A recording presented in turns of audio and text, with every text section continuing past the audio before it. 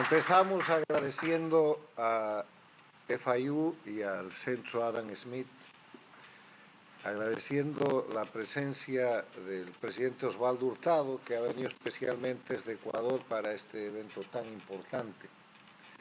Importante porque por segunda vez se ha puesto en inglés y se difunde a través de una de las editoriales más importantes de Estados Unidos, en Nueva York, un proceso que marca la historia de las Américas en el siglo XXI, que es la existencia de dictaduras, la existencia de regímenes con presos políticos, con tortura, con exiliados políticos, con persecución, regímenes que han convertido sus países en narcoestados, que trafican con todo lo que pueden, que son organizaciones de crimen organizado transnacional y que amenazan a toda la región y al mundo.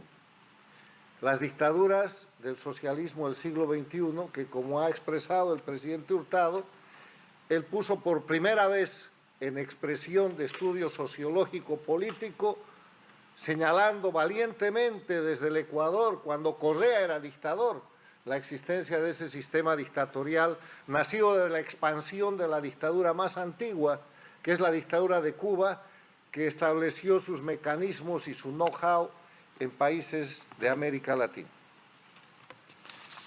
Quiero primero ponderar la personalidad del presidente Hurtado como un extraordinario promotor y defensor de la democracia, como un defensor de la política, que es una de las categorías y de las actividades desprestigiadas y venida a menos por acción de asesinato de la reputación institucional que le interesa a las dictaduras contra la actividad política, porque cuanto más mejor y más amplia es la política, menos posibilidad de dictadura hay.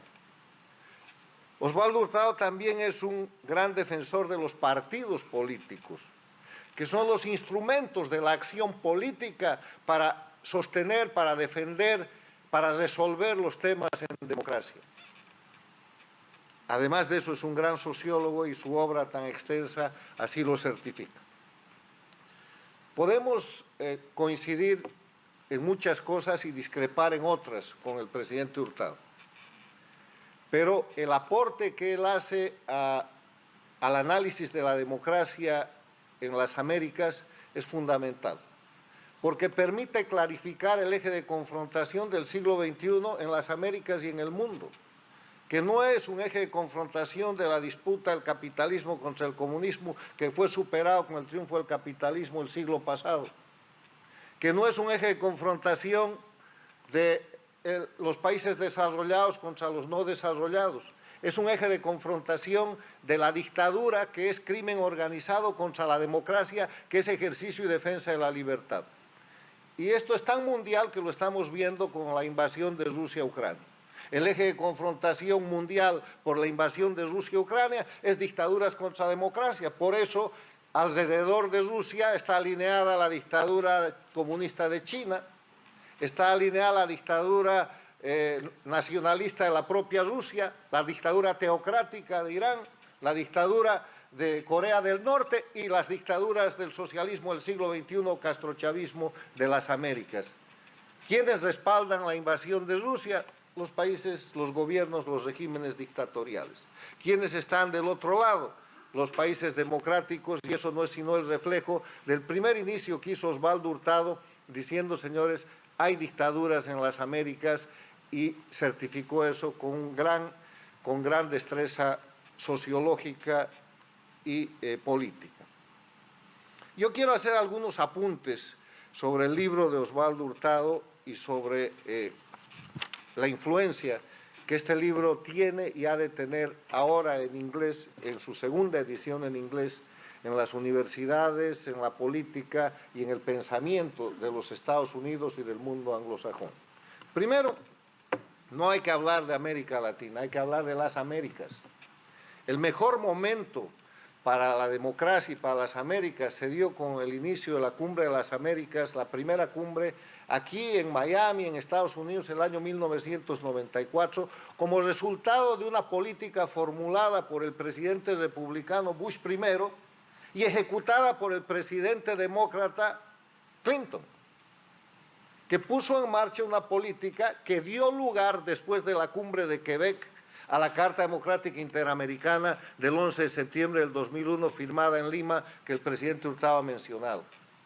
Pero lamentablemente ese mismo día, ese 11 de septiembre, se produjo el atentado terrorista contra los Estados Unidos, que terminaría siendo la causa para que Estados Unidos abandone esa política exterior y derive en las guerras contra la dictadura, permitiendo el crecimiento de ese proceso dictatorial que hoy día controla Cuba, Venezuela, Bolivia y Nicaragua, y que ha establecido gobiernos paradictatoriales en el México de López Obrador, en la Argentina de Fernández Kirchner, en Colombia con Petro y en Brasil con Lula, que es uno de los fundadores del Foro de Sao Paulo.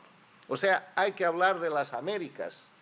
Las Américas tienen que volver al momento en el cual se planteó que el desarrollo de las Américas era posible en base a 3 principios: la democracia, el desarrollo sostenible con lucha contra el narcotráfico y el libre mercado.